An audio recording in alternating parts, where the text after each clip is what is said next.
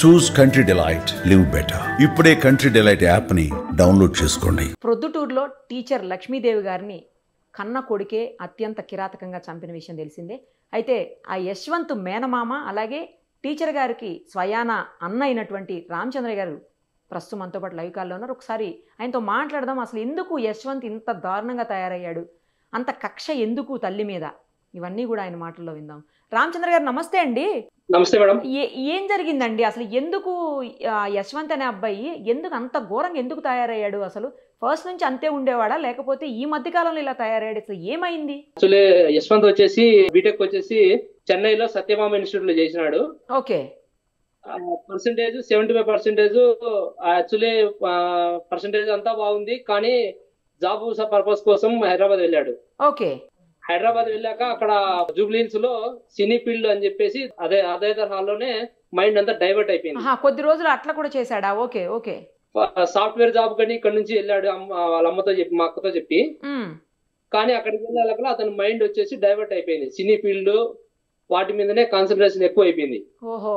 ఇప్పుడు 2-3 టైమ్స్ మధ్యలో మా అక్క సరే ఇంటికి వచ్చేసే పండుగలకు అందుకు పిలిచింది. అతను వస్తా అని చెప్పి ఫస్ట్ మామూలుగా నార్మల్ స్టేజ్ లో ఉన్నాడు. ఆ తర్వాత నెక్స్ట్ ఇంకా పోయే కొద్దీ అతను కాల్ లిఫ్ట్ చేయడం లేదు, మెసేజ్ రిసీవ్ చేయడం లేదు. ఓహో. అతనికి ఓన్లీ డబ్బులు కావాలన్నప్పుడు మా అక్క ఒక వాట్సాప్ మెసేజ్ పెడతాడు, నాకు డబ్బులు పంపి అని. అంతే ఇక మా అక్క కూడా ఆమె ఏమంటే కొడుకు కదా అని చెప్పేసి తనకు ఎంత డబ్బులు కావాలంటే అంత డబ్బులు 50,000 60,000 నెలకు మంత్లీ ఇస్తాను. అది అబ్బా, 50,000 60,000 నెలకి? అవును మేడం. అంటే అతను ఏం కోరుకుంటాడంటే అతను ఒక్కడే ఒక రూమ్ లో ఉండాలా. ఓకే. ఎవరు ఉండకూడదు, తనతో పాటు డిస్టర్బెన్స్ ఉండకూడదు. ఓకే. అంటే ఒక్కడే ఉండేవాడా అండి రూమ్ లో హైదరాబాద్ లో? ఎస్ మేడం, ఒకటే ఉండేవాడు రూమ్ లో. ఒక్కడే ఉన్నా కూడా 50,000-60,000 ఎందుకు ఖర్చు అవుతుంది అబ్బాయికి? అదే మేడం, రూమ్ రెంట్ వచ్చేసి 25,000 ఎంతో చెప్పాను నాతో. ఓహో. ఇంకా కుకింగ్ అంతా అతనే చేసుకునేవాడు. ఓకే. సరే అని చెప్పేసి నేను యాక్చువల్లీ నేను ఆర్మీలో జాబ్ చేస్తున్నా. ఓకే. నేను హాలిడేస్ కి వచ్చినప్పుడు మా అక్క నాతో చెప్పేది, ఇట్లా రావడం లేదు చూడు వాడిని తీసుకొని రాబో ఎట్లా ఒకటి చెప్పేది. మీరు మాట్లాడారా మరి ఎప్పుడన్నా అతనితో రా వెనక్కి వచ్చి అని చెప్పి? లేదు మేడం, నేను పోయాను. నేను ఇక్కడికి వస్తానే, హాలిడేస్ కి వస్తానే మరుసటి రోజే నేను వెళ్ళాను కార్ తీసుకొని కొడుకోదామని. పోయాను, తీసుకొని వచ్చాను ఇంటికి. తీసుకొని వచ్చినప్పుడు మేము ఆ టైంలో ఇంకా అదే స్టేజ్ కొంచెం బాగాలేదని చెప్పేసి అతన్ని హాస్పిటల్ తీసుకెళ్ళాడు కడపలో. అంటే ఏంటి, అతనికి హెల్త్ బాగలేదా ఏదన్నా? లేదు మేడం, అంటే అదే ఏమన్నా ప్రాబ్లం అవుతుందో అని చెప్పేసి ఫస్ట్ మేము డాక్టర్ని కన్సల్ట్ అయినాం. ఓకే. అంటే అంత ముందు ఈ సినిమా ఫీల్డ్, పబ్జి గేమ్ ఇవన్నీ ఉన్నాయి కదా. ఓహో, పబ్జి గేమ్ కూడా ఆడేవాడా? వాటిలో ఎక్కువ టైం స్పెండ్ చేసేవాడు. ఓహో. గేమ్ ల్యాప్టాప్ ఓన్లీ గేమ్ ఆడేవాడు, ఒక్కడే ఉండేవాడు రూమ్ లో, ఎవరితో మాట్లాడే కాదు. అందుకు మీకు డౌట్ వచ్చింది, హెల్త్ ఏమన్నా ఇష్యూ ఉందేమో డౌట్ వచ్చి హాస్పిటల్ కూడా తీసుకెళ్లారు? నేను తీసుకెళ్లాను. నేను మా బావ అంటే 5వ అక్క భర్త. ఓకే. హాస్పిటల్ తీసుకెళ్లాము. డాక్టర్ చూశాడు, టాబ్లెట్ ఇచ్చాడు. అంటే బాగలేదని డాక్టర్స్ కూడా చెప్పారండి, హెల్త్ ఇష్యూ ఉందని? ఇప్పుడు స్టార్ట్ అవుతుంది మేడం, మీరు ఇప్పుడే తీసుకొని వచ్చినారు. మా అక్క నేను రూమ్ లో ఉన్నాము డాక్టర్ దగ్గర. అప్పుడు ఆయన చెప్పాడు, ఇట్లా స్టార్ట్ అవుతుంది మేడం, మీరు మంచిదైంది, ఇంకా టాబ్లెట్స్ వాడితే బాగవుతాడని. అప్పుడు కడప నుంచి అతను నాతో మాట్లాడినప్పుడంతా బాగానే ఉంటాడు నాతో. ఓకే. మామ అని చెప్పి మాట్లాడము. మళ్ళీ టాబ్లెట్ వేసుకున్న తర్వాత 1 మంత్ బాగానే ఉన్నాడు. వాళ్ళ అమ్మతో కూడా బాగా ఇంట్లో ఉండడము, మంచిగానే ఉన్నాడు. అయితే టాబ్లెట్స్ వాడాక 1 మంత్ బాగానే ఉన్నాడు. బాగానే ఉన్నాడు. కాకపోతే ఏంటంటే మేడం, ఆ టాబ్లెట్స్ వల్ల వాడికి కొంచెం సైడ్ ఎఫెక్ట్ వచ్చింది. అంటే ఏదంటే మనిషి ఆటోమేటిక్ గా వెయిట్ పెరగడం స్టార్ట్ అయింది. ఓహో. దానివల్ల అతను ఏం చేశాడు అంటే డిస్కంటిన్యూ చేశాడు మెడిసిన్. ఓకే. డిస్కంటిన్యూ చేసిన తర్వాత ఆ 1 మంత్ 1.5 మంత్ బాగున్నాడు. ఆ టైంలోనే వాళ్ళ అమ్మను కొంచెము అదే నేను బాగుంటా, ఇప్పుడు నేను పోయి జాబ్ చేసుకుంటా, ఇప్పుడు నన్ను పంపి చెప్పు మామకు అని చెప్పి వాళ్ళ అమ్మతో చెప్తే, వాళ్ళ అమ్మ సరే అడిగింది కదా అని చెప్పేసి నేను సరే వాడు బాగుంటే మేలే కదా వెళ్ళి పంపించాను. నేను హైదరాబాద్కి వెళ్ళాడు. మళ్ళీ అదే 1 మంత్ తర్వాత మళ్ళీ ఫోన్ చేయకుండా ఉండడము, వాట్సాప్ లో మెసేజ్ చేయడము, డబ్బులు పంపించడము. ఓకే. మళ్ళీ అదే సేమ్ మళ్ళీ అదే స్టేజ్ లోకి వచ్చాడు. ఓకే. మళ్ళీ ఇంకోసారి నేను వచ్చినప్పుడు హాలిడేస్ కి, అప్పుడు మా అక్క ఏమైందంటే ఇంకా ఏడ్చి ఇంకా కాదు లేపి వాడిని తీసుకొని రాబో, అని చెప్తే నేను మళ్ళీ పోయి మళ్ళీ తీసుకొని వచ్చిన. నాతో వచ్చేటప్పుడేమో బాగానే ఉంటాడు. ఇక్కడికి వచ్చిన తర్వాత మా అక్క ఏదంటే ఎవరు వాళ్ళ అదే కొలీగ్స్ చెప్పినారని చెప్పేసి, అంటే వాళ్ళ టీచర్లు వాళ్ళు వీళ్ళు చెప్పారని చెప్పి ఎక్కడో నాటు వైద్యం ఇస్తే బాగుంటది అదేదో చెప్తే సరే అని నేను తీసుకొని వెళ్ళా. నీ సంతృప్తి కోసం తీసుకుపోతానని చెప్పి నేనే తీసుకెళ్ళా దగ్గరుండి. తాపాము. అప్పుడు కూడా 15 days ఉన్నాడు, బాగానే ఉన్నాడు. ఆ తర్వాత ఏమైందంటే మేడం మళ్ళీ అతను వచ్చేసి మా అక్కను కొంచెం ప్రెజర్ చేసినాడు.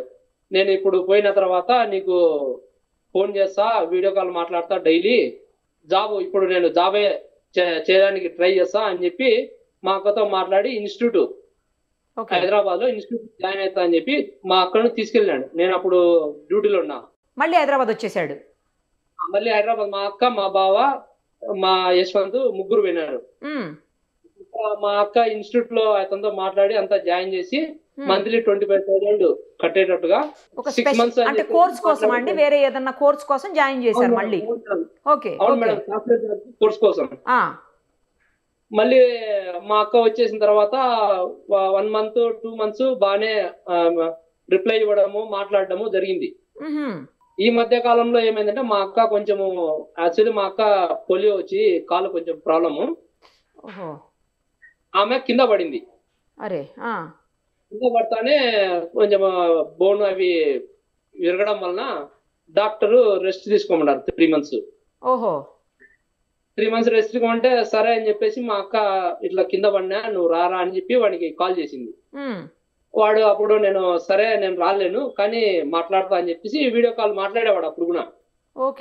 ఇప్పుడు రీసెంట్ గా ఏమైందంటే మేడం వాడు కాలేజీ ఇన్స్టిట్యూట్ వాళ్ళు అని చెప్పేసి మా అక్కకు తెలిసింది. తను బాధపడి ఏం ఎట్లా చెప్పినావు నాకు, నేను వెళ్తానా అని చెప్పినావు, జాబ్ సాఫ్ట్వేర్ కోచింగ్ కాకుండా సినీ ఫీల్డ్ కు అని చెప్పేసి అక్కడ పోతున్నాడు, ఆడిషన్స్ అవి ఇవి ఏవో అని చెప్పి వెళ్తున్నాడు. అంటే బహుశా యాక్టింగ్ కోర్స్ నేర్చుకుంటున్నాడేమో. ఎస్ మేడం, యాక్టింగ్ నేర్చుకోవాలా, నేను కావాలా, డైరెక్టర్ కావాలా, యాక్టర్ కావాలా అని చెప్పి వాడి ఆలోచన అంతా వేరుగా ఉండేది. సరే అని చెప్పేసి మా అక్క అడిగితే నీకు నేను చెప్పినది నువ్వు వింటావు కాబట్టి నేను చెప్తున్నా, నేను పోతానని చెప్పేసి అని చెప్పిన మా అక్క ఫీల్ అయింది, బాధపడింది.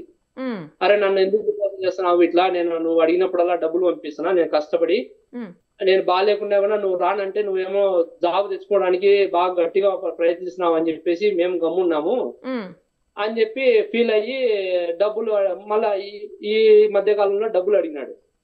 మా అక్క వచ్చేసి లేదు నాన్న నా దగ్గర డబ్బులు నువ్వు ఎంత అడిగినప్పుడు అంత ఇస్తున్నా, నువ్వు వచ్చేసి ఇక్కడికి వచ్చిన తర్వాత మాట్లాడదాము చూసుకుందామని.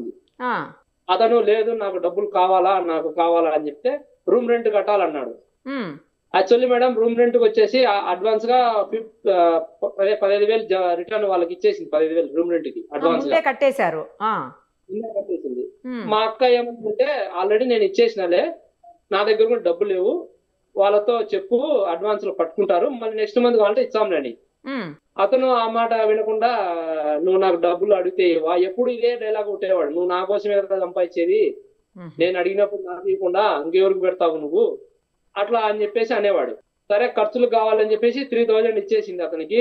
మొన్న అదే నిన్న ఇంటికి వచ్చాడు కదా హైదరాబాద్ నుంచి, ఆ ముందు నైటే మేడం 3,000 సెండ్ చేసింది అమౌంట్, వాడు ఖర్చులకు ఏమైనా ఉందేమో లే పాపం అని చెప్పి. ఆ 3,000 తో వాడు ఇక్కడికి వచ్చాడు హైదరాబాద్ నుంచి ప్రొద్దుటూరుకి. వాడు వస్తున్నాడని ఎవరికి ఇన్ఫర్మేషన్ లేదు, వాడు వచ్చి దిగేంత వరకు మా అక్కకు కూడా తెలియదు పాపం. తను వండర్ అయిపోయింది, అంటే ఎందుకు వచ్చినావు నువ్వు, ఏమి ఇప్పుడు రాకుండా ఏమి అని అడిగింది. అడిగితే వాడు నేను వచ్చినా నాకు పనిందిలే అని చెప్పేసి డబ్బులు ఇవ్వా ఇప్పుడు నాకు డబ్బులు కావాలన్నాడు. మళ్ళీ డబ్బులు అడిగాడు వచ్చి కూడా.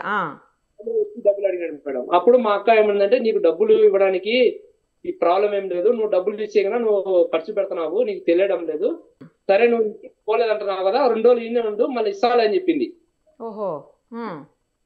అతను సీరియస్ అయ్యి నువ్వు నాకు డబ్బులు ఇవ్వవు, నేను అడిగినప్పుడు ఇవ్వవు అని చెప్పి మా అక్క మీద అట్లా హ్యాండిల్ చేశాడు మేడం. చాకు తీసుకొని ఫస్ట్ పొడవడము అట్లా చేసి మళ్ళీ అది చేసిన తర్వాత కూడా కనీసం కొంచెం కూడా కనికరం అనేది లేకుండా అక్కడే కూర్చొని పాటలు విన్నాడంట కదండి, పాటలు చూసుకుంటా పాటలు వినుకుంటా ఎస్ మేడం, పాటలు విన్నాడు.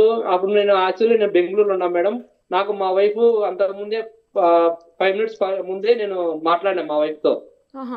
మాట్లాడితే మా వైఫ్ మళ్ళీ నాకు కాల్ చేసేలాగా నేను అప్పుడు లిఫ్ట్ చేయలేదు. మళ్ళీ ఏమైంది 7-10 దాకా మిస్డ్ కాల్ చేసింది. ఇప్పుడే కదా మాట్లాడినా, మళ్ళీ ఎందుకు చేసింది బా అని చెప్పేసి నేను మళ్ళీ కాల్ చేశాను మా వైఫ్ కి. మా వైఫ్ చెప్పింది, వాడు వచ్చినాడు ఇట్లా పిన్నిని మొత్తం తల కోసేసినాడు, నువ్వు రా తొందరగా అని చెప్పేసి నేను అప్పటికప్పుడు బెంగళూరు నుంచి వచ్చేసిన మేడం. ఓకే, వాళ్ళ ఫాదర్ తోటి పెద్దగా ఉండేవాడు కాదా మొదటి నుంచి కూడా? తల్లితోటి ఎక్కువ అటాచ్మెంట్ ఉండేదా అతనికి? ఎస్ మేడం, వాళ్ళ నాన్న వచ్చేసి ఒక ఏమంటారంటే ఏమి వర్క్ చేయకుండా హ్యాపీగా ఇంట్లో ఉండాలనుకునేవాడు వాళ్ళ నాన్న. ఓహో, ఓకే. సరే మా అక్కతో కూడా కాంప్రమైజ్ అయ్యి, మా అక్క పోలియో కదా, డైలీ స్కూల్ కి తీసుకురావడానికి ఉండాలి, అవసరం పడతాడని చెప్పేసి మేము కూడా మా బావకు ఉద్యోగం వద్దులే, మా అక్కను బాగా చూసుకోని చెప్పాము. ఓహో. అతను ఇంట్లోనే ఉండేవాడు. కాకపోతే ఏంటంటే నిన్న జస్ట్ ఒక 5 minutes అతను మా యశ్వంత్ ని కొంచెం మైండ్ డైవర్ట్ చేసి వాటితో మాట్లాడుతూ ఉండింటే బతికేదేమో మేడం, బతికేదేమో. ఆ టైంలో ఆయన ఏం చేసినాడు, నేను మళ్ళీ స్నానం చేసి వస్తా అని చెప్పి లోపలికి వెళ్ళాడు. వాడు డోర్ వేసినాడు, మా అక్కను అట్లా చేసినాడు. మీ సిస్టర్ ప్రైవేట్ జాబ్ అండి, గవర్నమెంట్ జాబా టీచర్ గా? లేదు మేడం, టీచరే మేడం, గవర్నమెంట్ టీచర్. గవర్నమెంట్ టీచరా? Okay okay, government teacher madam. Government teacher వల్లనే ఆమె సంసారాన్ని నెట్టుకొని వచ్చింది. అదే మంచి శాలరీ ఉంటుంది కదా, కొంచెం ఇబ్బంది లేకుండా ఉండింది కావచ్చు. ఎస్ మేడం, సత్యభామ కాలేజీలో పర్ ఇయర్ 5 lakhs వరకు వాడిని పెట్టి చదివించింది. బాగా చదవాలా, వాడు మంచి పొజిషన్ లో రావాలని. అబ్బా, ఖర్చు పెట్టి చదివించింది సత్యభామ ఇన్స్టిట్యూట్ లో. ఇంటర్మీడియట్ నెల్లూరు నారాయణ కాలేజ్ చదివించాను, నేనే జాయిన్ చేసిన 2 years. అప్పుడంతా బానే ఉన్నాడు అయితే? అప్పుడు వరకు బాగానే ఉన్నాడు మేడం. చెన్నైలో సత్యభామ ఇన్స్టిట్యూట్ లో ఉన్నంత వరకు బాగానే ఉన్నాడు. జాబ్ పర్పస్ అని చెప్పేసి హైదరాబాద్ కి వెళ్ళాడు. అక్కడ వాడి మైండ్ అంతా చేంజ్ అయిపోయింది. ఇక పబ్జీలు ఆడడం, అక్కడి నుంచి ఏవేవో వీడియోస్ చూడడం, ఇవన్నీ స్టార్ట్ చేసినట్టుంది. స్టార్ట్ చేశాడు మేడం. దాని వల్ల కొంచెం మేము అనుకున్నాము మెంటల్లీ ఎఫెక్ట్ అయినాడు వీడు అని చెప్పేసి ట్రీట్మెంట్ స్టార్ట్ చేశారు. మీరు ఆ రకంగా కూడా ట్రీట్మెంట్ ఇప్పించారు కదా, అలా కూడా మీరు జాగ్రత్త పడ్డారు నిజానికి? స్టార్టింగ్ నేను హైదరాబాద్ వస్తానే నేరుగా కడపకి తీసుకెళ్ళాను మేడం. అవును, మీరు అది కూడా డాక్టర్ వచ్చేసి ఆయన మంచిగా చూస్తాడంటే ఆయన దగ్గరికి తీసుకెళ్ళాం. ఆయన కూడా చూసినాడు. ఆయన చెప్పినాడు, ఇప్పుడే స్టార్టింగ్ స్టేజ్ సార్, మీరు ఇప్పటి నుంచే అలర్ట్ అయినారు, పర్లేదు వాడండి అన్నాడు. మీరు ఇప్పుడు చంపేసిన తర్వాత పాటలు వినుకుంటా పాటలు చూసుకుంటా అక్కడే కూర్చున్నాడు. తర్వాత అతనిలో కొంచెం అయినా తప్పు చేశానన్న ఫీలింగ్ ఏమన్నా కనబడిందండి? అసలు అలా ఏం కనబడలేదు అతనిలో? ఏం లేదు మేడం, వానిలో ఫీలింగ్ లేదు. మళ్ళీ మా అక్క చనిపోయింది, సొంత అమ్మ చనిపోయింది అని వానికి ఆ ఫీలింగే లేదు. బాధ కూడా లేదు? లేదు మేడం, వాడు వాళ్ళంతా అన్నాడంట, నీ పిల్లల్ని చంపేసిన ఆడ పడింది పోయి చూడు అన్నాడంట. ఇప్పుడు ఏంటి వాళ్ళ నాన్నగారు జైలు నుంచి వదిలిపెట్టండి, తల్లికి తలగొరివి పెట్టాలి, వదిలిపెట్టండి, వాడికి మెంటల్ గాను తర్వాత ఫిజికల్ గా కూడా హెల్త్ బాగలేదని ఏదో అంటున్నారని విన్నాము, నిజమేనండి? అలా అడుగుతున్నారు వాళ్ళ నాన్న? లేదు మేడం, అది యాక్చువల్లీ వాళ్ళ నాన్న అడగడం కంటే మేమే అన్నాము. ఎందుకంటే మా అక్కకు వాడు ఎంత చేసినా కూడా, వాడు కొట్టినా తిట్టినా వాడి మీదనే ప్రేమ ఉండేది. ఒక్కడే కొడుకు కాబట్టి అందుకోసం సరే ఆమె ఆత్మ శాంతించాలని చెప్పేసి మేము సిఐ గారిని రిక్వెస్ట్ చేయడం జరిగింది. కానీ చంపినోడు వచ్చి తలకొరివి పెడితే ఆ తల్లి ఆత్మ శాంతిస్తుందా అండి? అలా అనుకుంటున్నారా మీరు? అంటే ఇప్పుడు మేడం, వాడు జస్ట్ ఆ టైంకి వాడు ఏదో సైకోలాగా బిహేవ్ చేసినాడు, వాళ్ళ అమ్మని చంపినాడు అని మేము కూడా అట్లే అనుకుని వద్దని ఫస్ట్ ఫిక్స్ అయినా మేడం.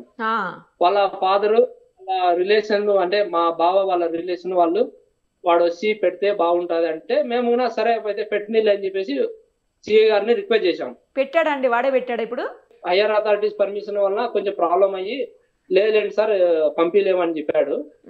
ఇంకా మేము కూడా రూల్స్ అండ్ రెగ్యులేషన్స్ వల్ల ఏమైనా ప్రాబ్లం ఉందేమోలే, ఇంకా వద్దులే అని చెప్పేసి మేము పెట్టలేదు, వాడు రాలేదని వదిలేసినాం మేడం. మా బాబాయ్ పెట్టాడు. ఓకే. చిన్నప్పటి నుంచి ఎంత అడిగితే అంత డబ్బులు ఇచ్చి ఏది కావాలంటే అది కొనిచ్చి చాలా అతి గారాభంగా పెంచారు అని అంటున్నారండి, నిజమా? అది అలాగే చేశారా? కరెక్ట్ మేడం, అతి గారాభంగానే పెంచింది. తను ఏం అడిగితే అది, ఏం కావాలంటే అది కొనిచ్చింది. వాడికి ల్యాప్టాప్ కావాలంటే 70,000 ఓన్లీ గేమ్ ఆడటానికే ల్యాప్టాప్ కొనిచ్చింది. గేమ్ ఆడుకోవడానికి ల్యాప్టాప్?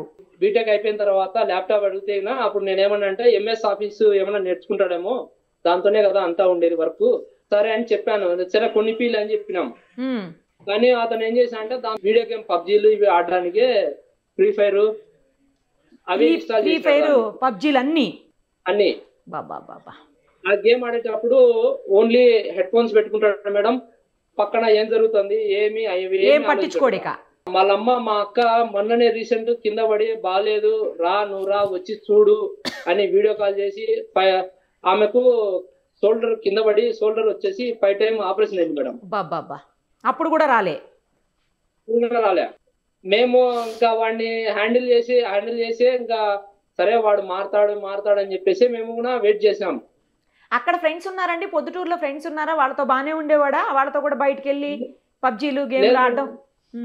లేదు మేడం, ప్రొద్దుటూరు వచ్చిన తర్వాత వాడు ఎక్కడా బయటకు పోయేవాడు కాదు, ఇంట్లోనే ఉండేవాడు. ఇంట్లోనే బెడ్రూమ్ లో లోపల ఒక్కడే డోర్. ఈ గేమ్స్, ఈ పబ్జీలు, ఈ ఫ్రీ ఫైర్లు అన్ని ఎప్పటి నుంచి స్టార్ట్ చేశాడండి? ఏ ఏజ్ నుంచి స్టార్ట్ చేశాడు? మేడం నాకు తెలిసినంత వరకు బీటెక్ అయిపోతానే వాడు స్టార్ట్ అయింది. ఎందుకంటే బీటెక్ ముందు వాడు నార్మల్ స్టేజ్ లో ఉండేవాడు, నాతో కూడా బాగుండేవాడు. నేనే కాలేజీలో జాయిన్ చేశా కదా, నారాయణ కాలేజీ. నేను 2 years నేనే తీసుకెళ్ళాను. ఫస్ట్ ఇయర్ నేనే తీసుకెళ్లాను.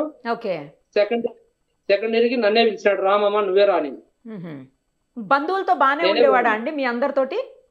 మొన్నటి బీటెక్ వరకు బానే ఉండేవాడు మేడం. బీటెక్ వరకు బానే ఉన్నాడు. ఓకే, బానే ఉంది.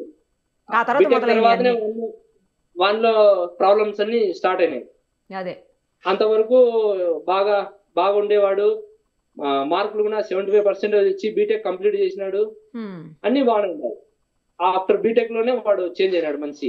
ఈ గేమ్స్ పబ్జీలు ఇలాంటివేనండి, లేకపోతే ఏమన్నా మత్తు మందులు తీసుకోవటం కానీ, లేకపోతే ఏమన్నా డ్రగ్స్ ఇలాంటివి ఏమన్నా, లేదంటే లవ్ అఫైర్స్ ఇలాంటివి ఏమన్నా కూడా ఉన్నాయా? ఏం లేదు మేడం, లవ్ అఫైర్ వాడు ఎవరితో మాట్లాడు.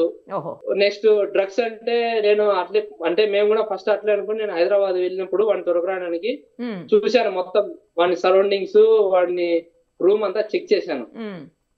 అట్లా నాకేం అనుమానాస్పదంగా ఏం లేవు మేడం. అదే మీరు మిలిటరీ కాబట్టి మీకు ఎలాగూ కొంచెం అన్ని తెలుస్తాయి కదా. వాడు ఇక్కడికి వచ్చిన తర్వాత వాడిలో ఉన్న చేంజెస్ ఉంటాయి కదా. ఇప్పుడు టైంకి వానికి అది దొరకకపోతే కూడా వాడు కూడా కొంచెం మెంటల్లీ ఇదవుతాడు కదా మేడం. అవును, అట్లా కూడా అవుతాడేమో అని చెప్పి చూసినాం. 4 రోజులు వాడు బాగానే ఉన్నాడు.